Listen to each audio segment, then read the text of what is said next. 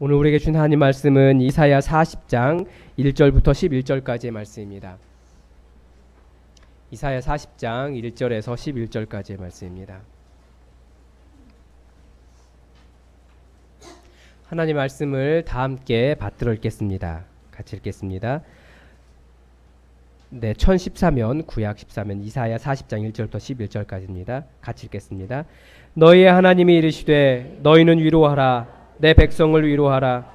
너희는 예루살렘의 마음에 닿도록 말하며 그곳에게 외치라. 그 노역의 때가 끝났고 그 죄악이 사함을 받았느니라. 그의 모든 죄로 말미암아 여호와의 손에서 벌을 배라 받았느니라 할지니라 하시니라. 외치는 자의 소리여 이르되 너희는 광야에서 여호와의 길을 예비하라. 사막에서 우리 하나님의 대로를 평탄하게 하라. 골짜기마다 도두어지며 산마다 언덕마다 낮아지며 고르지 아니한 곳이 평탄하게 되며 험한 곳이 평지가 될 것이요 여호와의 영광이 나타나고 모든 육체가 그것을 함께 보리라. 이는 여호와의 입이 말씀하셨느니라. 말하는 자의 소리여 이르되 외치라. 대답하되 내가 무엇이라 외치리이까 하니 이르되 모든 육체는 풀이요 그의 모든 아름다움은 들의 꽃과 같으니 풀은 마르고 꽃이 시들면 여호와의 기운이 그 위에 불미라. 이 백성은 실로 풀이로다. 풀은 마르고 꽃은 시드나 우리 하나님의 말씀은 영원히 서리라 하라. 아름다운 소식을 시온에 전하는 자여 너는 높은 산에 오르라. 아름다운 소식을 예루살렘에 전하는 자여 너는 힘써 소리를 높이라. 두려워하지 말고 소리를 높여 유다의 성읍들에게 이르기를 너희의 하나님을 보라 하라. 보라, 주 여호와께서 장차 강한 자로 임하실 것이요 친히 그의 발로 다스리실 것이라.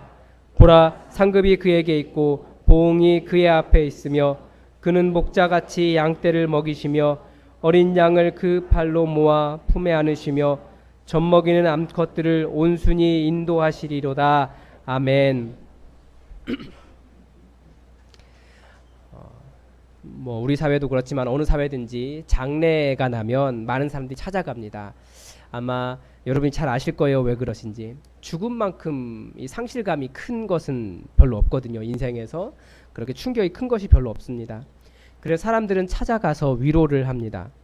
함께 해주는 것이 위로가 된다는 거죠. 그래서 보면 모든 사람들은, 모든 사회는 어떻게 위로할 수 있을까를 고민하는 것 같습니다. 그런데 다시 돌아보면 위로라고 하는 것이 꼭 그런 상황에만 있는 것이 아닙니다. 이 현대인들은 많은 위로가 필요한 사람들 같아요. 그래서 잠깐 일상을 멈춰서 여유를 가질 수 있으면 위로를 받는 것 같습니다. 그런 의미에서 제가 볼 때 이 춘천은 굉장히 위로의 땅입니다. 주말만 되면 사람들이 이곳으로 몰려오고요. 특별히 어디를 가든 커피가 있더라고요. 그래서 커피 한 잔의 여유 딱 가지면 사람들 위로를 받아요. 더군다나 춘천 소양강 이렇게 쫙 흐르고 공지천 유유히 흐르는데 거기서 커피 한 잔을 딱 마시면 커피와 자연과 쉼과 환경이 아주 큰 위로를 주는 것 같습니다. 현대인은 위로를 찾아다녀요. 보니까 어떤 사람들은 음악에서도 위로를 받더라고요. 대단한 능력입니다. 그리고 어떤 사람은 따뜻한 글에서도 위로를 받고요. 상황이 좋아져도 위로를 받습니다. 그래서 저는 이 교회의 담임 목사가 되고 큰 위로를 받았습니다. 때로는 맛있는 음식도 위로가 되고요. 영화를 보고도 위로를 받는 사람도 있습니다. 그래서 영화 보고 위로받으면 특히 통쾌하게 복수를 해줄 때 대리 만족을 느끼기도 하죠. 그리고 뭐니 해도 사실 위로는 사람입니다. 정말 외롭고 지칠 때 나를 알아주는 사람, 나와 함께 해주는 사람, 내 이야기에 귀 기울여주는 사람, 내 마음을 이해해주는 사람, 하루 종일 힘들었는데 나를 받아주는 사람, 그런 의미에서 항상 집에 돌아가서 있는 그 가족은 우리에게 위로의 최고봉입니다. 물론 요즘은 청소년들에게는 가족보다는 BTS, 티켓이 훨씬 더 위로가 된다고 하더라고요. 비슷하게 명절만 끝나고 나면 백화점이 이렇게 미어 터지잖아요. 우리 수고하신 며느리들에게 아내들에게 최고의 위로는 명품백인 거죠. 저에게도 가족은 굉장히 큰 위로가 됩니다. 집에 들어가려고 번호키를 딱 누르는 순간 아이들이 달려오는 소리가 들려요. 다다다다다. 그리고 그전에는 신발 벗는 데까지는 오지 않았는데 요즘 문을 딱 열면 맨발로 나와서 둘이 경쟁을 하듯이 저에게 안깁니다. 정말 큰 위로가 됩니다. 물론 한 사람만 더 달려 나오면 네, 그 사람은 저에게 저보다 더 큰 위로가 필요한 사람이기 때문에 봐주고 있습니다. 가끔씩 하나님의 말씀 또 하나님의 찬양 위로가 되기도 합니다. 제가 볼 때 여러분에게는 이 예수 품한 교회가 큰 위로가 되는 것 같아요. 내 교회, 내가 만들어가는 교회, 내 교회가 위로가 되는 것 같습니다. 왜냐하면 위로라고 하는 것은 사실은 나를 알아주는 거거든요. 커피 한잔 하면서 내가 나를 알아주는 것이든지 아니면 명품백은 정말 수고했다 라는 의미로 이렇게 안겨주는 거잖아요. 그러니까 수고했다 라고 알아주는 거예요. 이 교회가 바로 서로가 서로를 알아준 결과로 만들어진 교회이기 때문에 이 교회가 서 있는 것 자체가 서로에게 큰 위로가 되는 것 같아요. 사람들은 모두 다 위로받기를 원합니다. 그런데 우리가 위로라고 하는 것은 우리가 생각하는 위로라고 하는 것은 실제로 우리 삶의 무엇인가를 바꾸지는 못하는 것 같아요. 커피를 마신다고 해서 우리 상황이 바뀌지 않습니다. 잠깐 그 커피 마실 때만 위로가 되는 거죠. 뭐 커피 말고 다른 것이 필요할 수도 있어요. 명품백을 다시 예로 들면 요즘은 명품백을 아이라고 부르잖아요. 네, 이 예쁜 아이를 내가 가졌는데 또 돌아보니까 또 다른 사람이 예쁜 아이를 가지고 있어요. 그리고 그 명품백 회사는 또 끊임없이 예쁜 아이들을 계속 생산을 해내고 있습니다. 그래서 명품백을 계속 쌓다 보면 무슨 일이 생긴다고요? 우울증이 찾아와요. 행복하지 않아요. 이건 잠깐의 위로가 되지만 끝은 좋지 않더라고요. 우리가 아는 위로 대부분은 현실을 다시 살아내기 위해서 잠깐의 재충전인 정도인 것 같습니다. 아니면 힘든 일상이 계속되는데 그 중간중간에 잠깐씩 멈추어서 다시 일상을 살아갈 힘을 얻는 것이 우리가 잠깐의 위로인 것 같습니다. 근데 오늘 본문은 이렇게 시작합니다. 위로하라, 위로하라, 내 백성을 위로하라. 이 성경이 말하는 위로는 어떻게 다를까요? 아마 성경의 이 말씀을 잘 알면 진정한 위로가 이런 것이구나 라고 하는 것을 깨달을 수 있을 것 같습니다. 이제 내일 새벽부터 2019년 가을 새벽 기도회를 특별 새벽 기도회를 시작하려고 합니다. 여러분 새벽에 5시 반까지 오셔야 됩니다. 네, 갑자기 안 하던 것 하면 병날 수도 있는데 컨디션 관리 잘 하시고 일찍 주무십시오. 10시 이전에 주무시면 피부도 좋아집니다. 네, 이사야서 말씀을 특별 새벽 기도 때 보려고 해요. 특별히 40장에서 55장까지의 말씀을 보려고 합니다. 근데 이 40장에서 55장 사이를 뭐라고 부르냐면 제2 이사야라 그래요. 이사야서가 길어요. 66장까지 있습니다. 그런데 분명히 이게 뭔가 달라요. 이사야서가 한 권으로 모여져 있지만 1장부터 39장까지는 잡혀가기 전 상황입니다. 그래서 자꾸만 너희들 회개해라. 그리고 이스라엘이 망하기 전에 상황들을 계속해서 이야기하죠. 왕에 대한 이야기도 나오고 그 정의를 이룰 것을 이야기합니다. 그런데 40장부터는 갑자기 분명히 포로로 잡혀간 사람들에게 이제 돌아올 것에 대한 이야기를 해요. 그러니까 39장과 40장 사이에는 굉장히 큰 시간적인 간격이 있는 겁니다. 그리고 또 하나 특징이 뭐냐면 이사야라는 이름이 이제 40장에서 55장 사이에는 나오지 않아요. 선지자가 이사야가 아닐 수도 있겠다라는 생각을 사람들이 하기 시작했습니다. 더 결정적인 차이는 1장부터 39장까지는 산문입니다. 그러니까 우리가 아는 이야기체 있잖아요. 쭉 그냥 글로 써 있어요. 그런데 40장부터 55장까지는 우리 성경에는 번역하는데 그걸 살리지 못했지만 운문입니다. 그러니까 시예요. 시, 노래 이런 겁니다. 내용적으로도 큰 차이가 있습니다. 이스라엘 땅으로 다시 돌아오게 될 것에 대한 이야기를 하고 있어요. 그러니까 지금 아직 포로에 있는 사람들에게 돌아와라 라고 이야기하는 거예요. 그리고 포로 이스라엘의 해방자로 신바벨론의 왕인 고레스에 대한 이름이 분명하게 나오고 있습니다.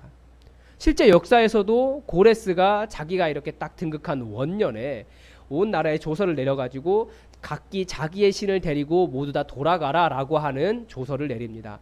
그 조서 때문에 사람들이 돌아오게 되죠. 성경에서도 에스라나 이런 곳에도 기록되어 있습니다. 근데 본문을 시작할 때 어떤 사람들이 등장해요.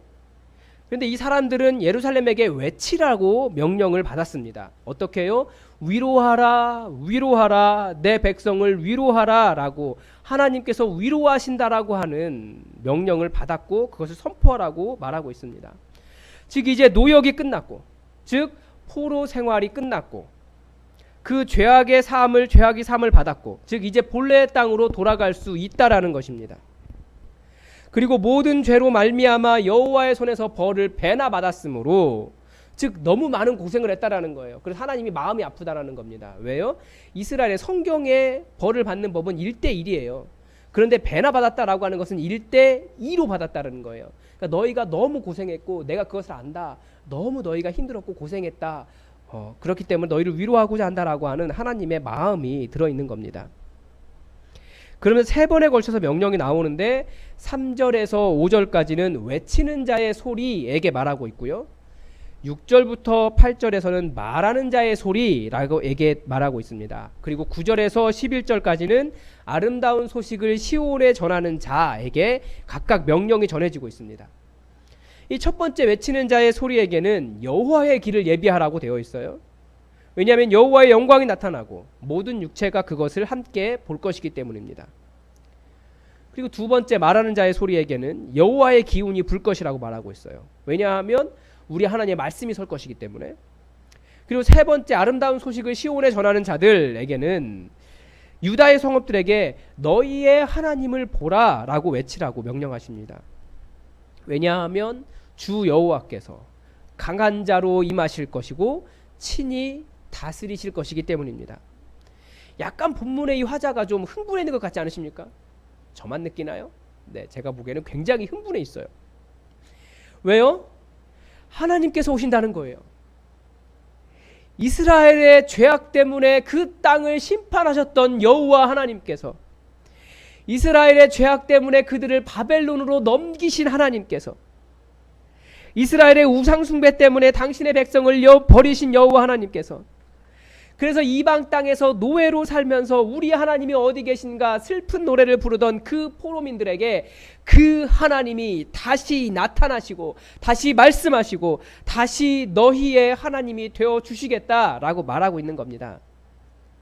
그들에게, 그 포로민들에게 하나님이 다시 오시는 것, 그 하나님이 다시 그들의 하나님이 되어 주시는 것, 그것이 바로 그들에게 위로가 되었던 것입니다.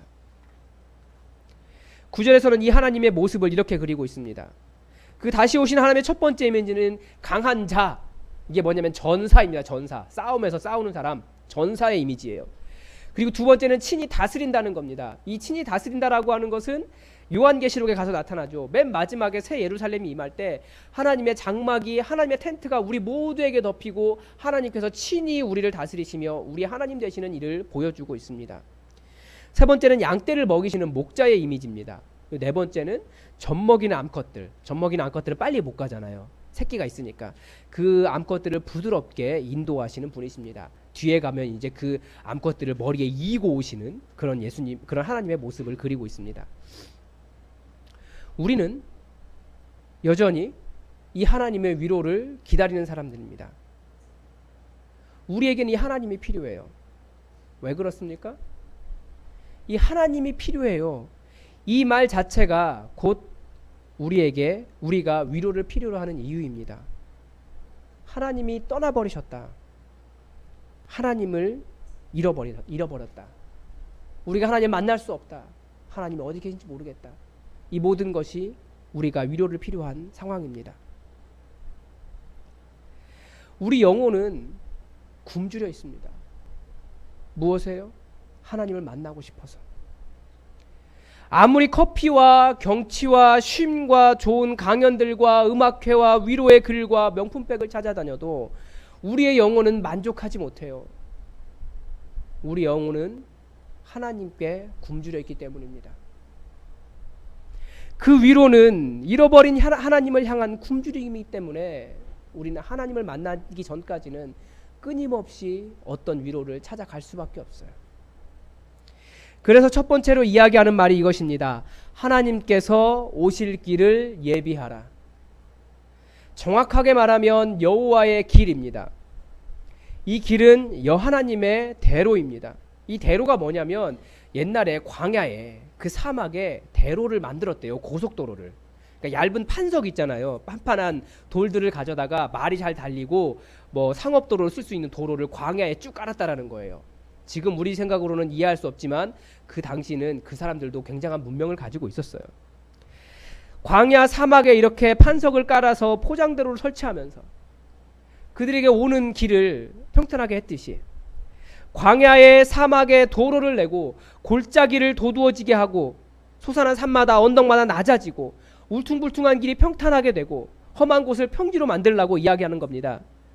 하나님께서 그것 때문에 오시지 못하는 것은 아니죠. 하나님은 전능하신 분이기 때문에 그래도 오실 수 있습니다. 문제는 뭡니까? 이것은 하나님의 문제가 아니라 우리의 문제라는 겁니다. 하나님이 오시기에는 우리에게는 너무나 높은 산이 있고 혹은 낮은 골짜기가 있고 길이 너무나 험한 장애물들이 우리 삶에는 너무나 많이 있어요. 하나님을 만나기에는. 여러분이 하나님께 나아가는데 어려움을 느끼게 하는 그런 장애물들은 여러분에게 무엇입니까? 이 포로 상태에 있던 이스라엘에게 왜 이런 말씀을 주셨을까요?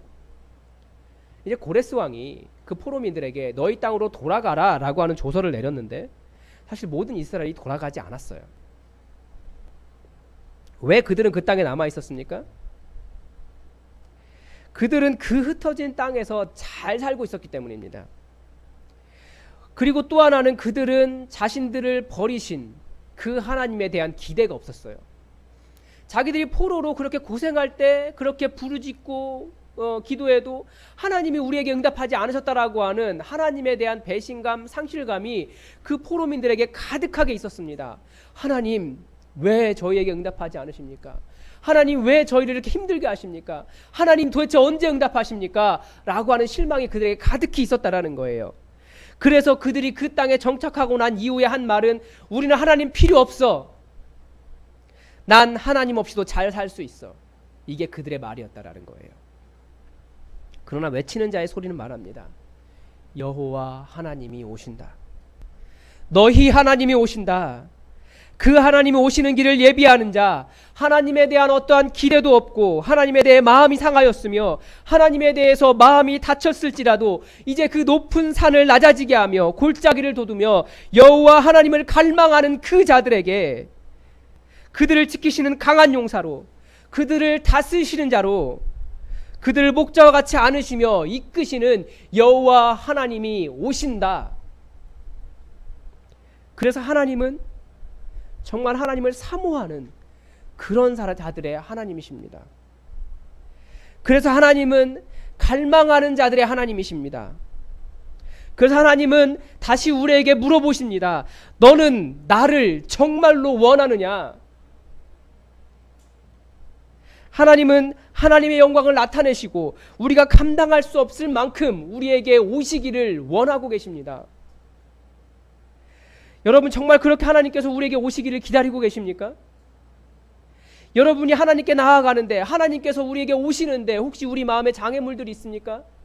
그것을 내려놓고 하나님을 정말 갈망하신다면 정말 감당할 수 없을 만큼 우리에게 임재해 주십시오 라고 여러분이 기도하신다면 하나님은 우리 가운데 임재하십니다. 하나님을 기대하지 못하는 모든 마음을 내려놓고 하나님이 우리에게 오시도록 여러분 기도하십시오. 간절히 기다리십시오. 그분을 갈망하십시오. 두 번째 목소리는 모든 육체는 풀이요 그의 모든 아름다움은 들의 꽃과 같다라고 이야기합니다. 풀은 마르고 꽃은 시드나 우리 하나님의 말씀은 영원히 서리라 라고 외치고 있습니다. 그런데 그 중간인 7절은 이렇게 말해요. 풀은 마르고 꽃은 시드나 여호와의 기운이 그 위에 불미라. 이 백성은 실로 풀이로다. 이게 노래인데요. 시라고 말씀드렸잖아요. 그래서 이 백성은 실로 풀이로다 라고 하는 말은 사실은 나중에 들어간 것 같아요. 노래 부르다 보니까 이 백성이 풀입니다 라고 말하니까 그렇습니다 라고 맞장구 친 것에 들어가요. 제2 이사야에 몇 군데가 그런 곳이 있습니다. 그러니까 하고 싶은 말은 아무리 육체가 싱싱하고 푸르고 밝고 좋은 풀과 같아도 인생이 아무리 아름다운 꽃과 같아도 여호와의 바람, 여호와의 루아흐, 여호와의 성령이 불면 모두가 아무것도 아니라는 거예요. 다 씻는다는 거예요. 우리가 하나님을 바라는 기대하는 방식은 무엇입니까? 이것이 우리의 비극이에요. 여러분 건강을 주시는 하나님입니까? 아니면 생명이신 여호와 하나님이십니까? 이게 말이 좀 애매한데요. 그러니까 정확하게 말하면 건강입니까? 아니면 하나님입니까? 이 말이에요. 여러분 인생을 화려하게 만들어주시는 하나님이십니까? 아니면 우리의 인생의 주인이신 여호와 하나님을 기다리십니까? 여러분 우리를 부자로 만들어주신 하나님을 바라보십니까? 아니면 모든 것이 풍성하신 하나님 그분 자체입니까? 여기서 우리가 많은 혼란을 겪는다는 거예요. 기도를 봐도 그렇고 우리의 삶의 소원을 봐도 그렇다는 거예요. 우리가 하나님을 바라보는가, 하나님을 기대하는가, 아니면 하나님의 손에 들려있는 무엇인가를 기대하고 있는가. 예전에 어떤 찬양 인도자분이 집회하면서 그런 이야기를 하셨어요. 자신이 조카 집에 갈 때 항상 두 손은 무겁게 과자 봉지를 들고 간답니다. 조카들도 알아요. 그래서 그 조카 집에 초인종을 딱 누르는 순간 삼촌이다 라고 아이들이 달려 나오면서 삼촌의 그 두 손에 가득 들은 봉지를 싹 뺏어간다는 거예요. 그래서 무엇을 가져왔는지, 오늘은 자기들이 좋아하는 과자를 사가지고 왔는지를 이렇게 막 뒤져본답니다. 삼촌이니까 조카들에게 과자 사줄 수 있죠. 조카들이 좋아하는 것을 보면 기쁘기도 합니다. 그런데 중요한 것은 사실 조카들이 삼촌인 자기 자신을 더 좋아해 주는 것을 기뻐하지 않겠습니까? 삼촌 손에 들려있는 이 과자 봉지에만 관심을 가지고 있다면, 근데 그것이 우리 기도와 똑같다라는 거예요. 우리가 바라는 하나님은 가끔씩 하나님 그분이 아니라 세상에 자랑할 만한 그 어떤 것, 나를 그런 사람 만들어 주시도록, 내 눈에 보기에 아름다운 것, 그걸 내가 소유할 수 있도록, 내 이름을 드러내어서 드러낼 수 있는 화려한 것, 하나님이 주시는 선물에만 우리의 눈이 머물고 있더라는 겁니다. 여러분 예수님 잘 믿었더니 좋은 차를 타게 되었다, 이런 얘기를 많이 들어보셨죠? 그래서 사람들이 자꾸 좋은 차를 가지려고 해요. 정말 필요한 것은 뭐예요? 차가 아니고 예수님이에요. 이게 우리가, 한국 교회가, 우리 신앙이 약간 이상해져 버린 지점이 거기에요. 하나님이 정말 예수님 잘 믿으니까 주셨어요. 사람들이 자꾸 자랑을 예수님보다는 받은 걸 하더라는 거예요. 그래서 우리도 이게 있어야 하나님 잘 믿은 거라고 생각을 하고 살아요. 그래서 한때 그랬다니까요. 한국 교회가 부자가 될 수 있으면 사기를 쳐서라도, 그래서 부자가 되면 하나님 복 받았다고 간증했다니까요. 이런 것이 어떻게 한국 교회일 수 있습니까? 그런 시대가 있었어요. 한국 교회가 부흥을 외친 때가 있었습니다. 그리고 실제로 어떤 의미 있는 일들이 일어났습니다. 그 의미 있는 일들이 무엇입니까? 교회의 숫자가 늘어나고, 교회에 건물을 짓고, 더 많은 사람들이 오기 위해서 주차장을 넓히고, 더 화려한 집회를 하고, 그런데 점점 사람들이 공허해지고 있는 것 같아요. 한국 교회가 정말 원했던 것이 교인 수였던 것 같아요. 깨끗하고 화려하고 예쁘고 편안한 건물이었던 것 같아요. 더 이름이 나는 명성을 원했고요. 더 많은 사업을 했고요. 더 큰 무엇인가를 원했습니다. 그러면 그때 하나님은 어디 계셨을까요? 제가 보니까 더 큰 건물을 짓기 위해서 하나님의 이름을 팔았던 것 같아요. 하나님이 이런 거 해줄 수 있으니까 더 큰 건물 짓자.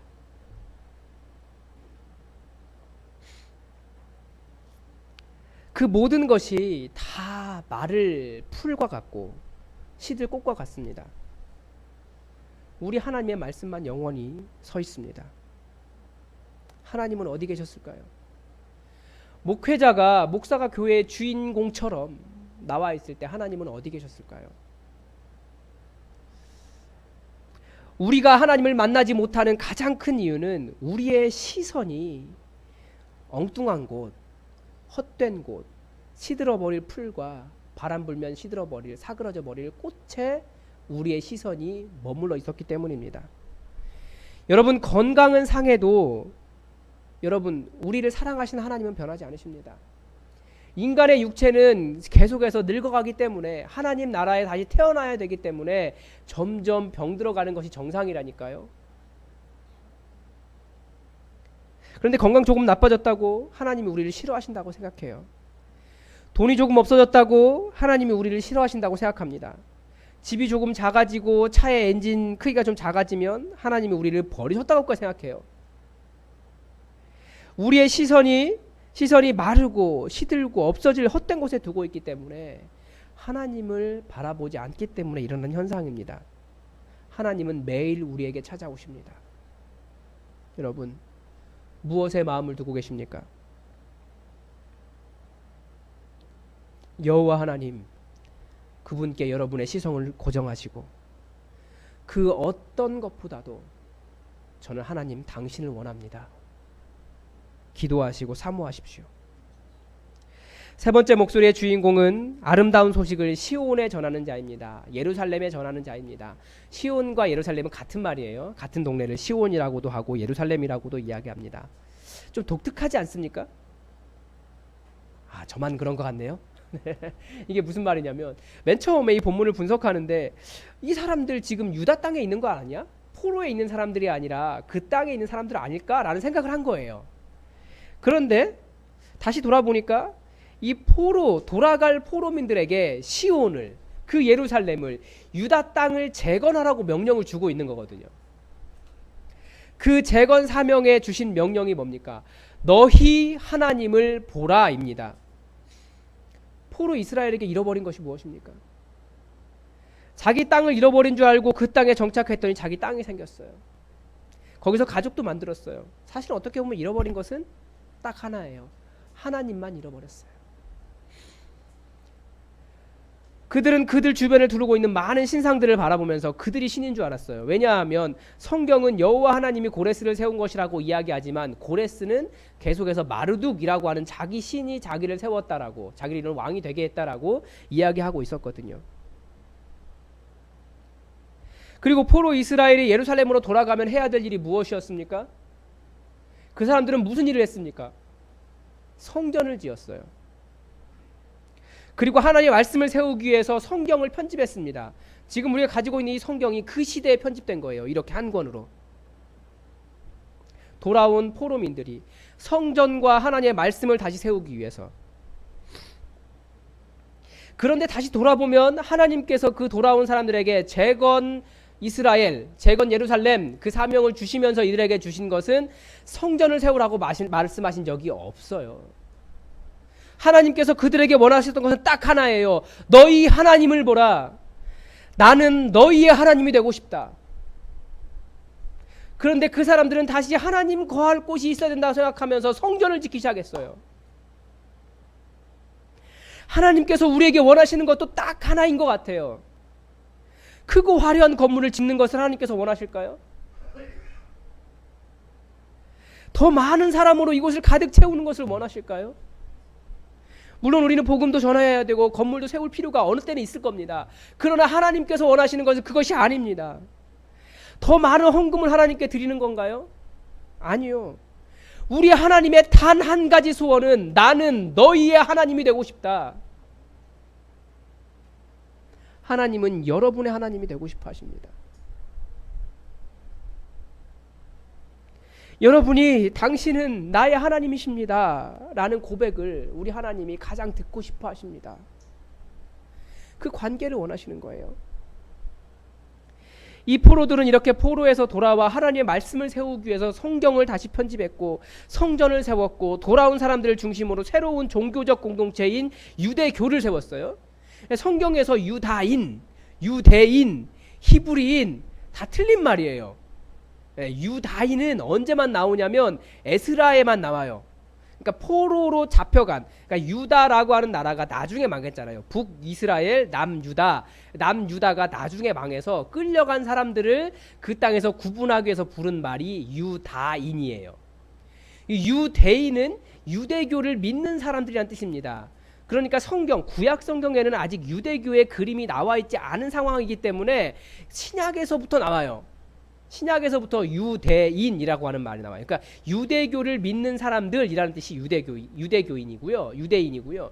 그리고 그 사람들을 통칭해서 이스라엘 땅에 살아가는 그 민족을 히브리인 이렇게 불렀습니다. 세 개가 다 다른 말들이에요. 그런데 이 유다인 이들이 돌아와서 유대교를 세웠는데 그들도 그 새로운 성전과 새로운 성경과 새로운 종교를 세웠지만 실패했어요. 하나님을 바라보는데 이 여호와 하나님을 자신들의 하나님으로 모시는데 실패했습니다. 여호와 하나님의 이름을 부르지 않은 것이 아니에요.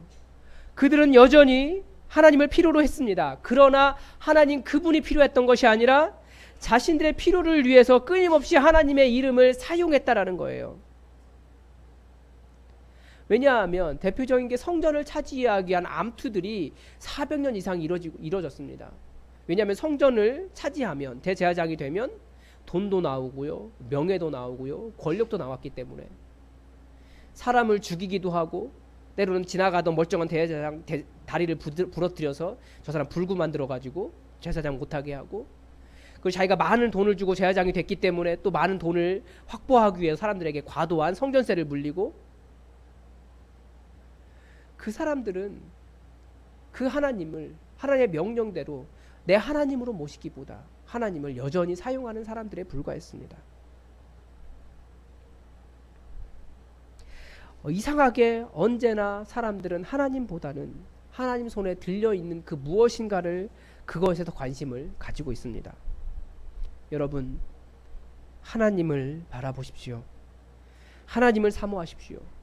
여러분의 자존심을 세워주고 여러분을 화려하게 하고 여러분의 건강을 채워주고 여러분의 필요를 위해서 하나님이 필요한 것이 아니라 여러분의 하나님, 바로 그분을 사모하십시오. 오늘 유대인들은 실패했는데 우리라고 성공할 줄 아십니까? 유대의 랍비의 이야기를 마치려고 해요. 탈무드의 주요 인물 중에 한 사람이 누구냐면 여우수아 벤 레위라고 하는 사람입니다. 그러니까 레위의 자손 여우수아라고 하는 사람인데, 이 사람이 이제 다른 이야기 속에 있는 거지만 중간에 좀 생략하고 약간 각색을 하면, 이 엘리야에게 찾아가서 메시아가 언제 올 것인지 어디에서 찾을 수 있는지를 물었답니다. 그러니까 엘리야가 어디 가면 있을 거라고 얘기해줘서 메시아를 찾아서 물었답니다. 선생님 언제 오십니까? 그러니까 메시아가 뭐라고 이야기하냐면 오늘이라고 말했답니다. 그리고 엘리야에게 돌아갔더니 엘리야가 물었습니다. 아 그래, 너 메시아 만났다면서 뭐라고 말씀하시던? 라고 물어보니까 그 여호수아 벤 레위가 말하기를, 그분이 저를 속였습니다. 오늘 온다고 하고 안 오셨어요. 라고 얘기했답니다. 그래서 엘리야가 다시 말해줬답니다.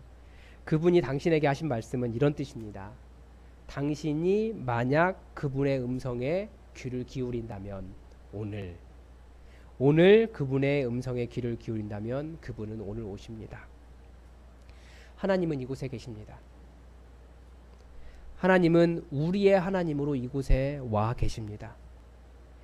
그리고 우리가 그분을 정말 갈망하며 그분을 만나기를 원하며 그분을 나의 하나님 삼을 때 하나님은 우리의 하나님이 되어 주십니다. 하나님의 임하심으로 진정한 위로를 경험하시는 여러분의 삶이 되시기를 바랍니다.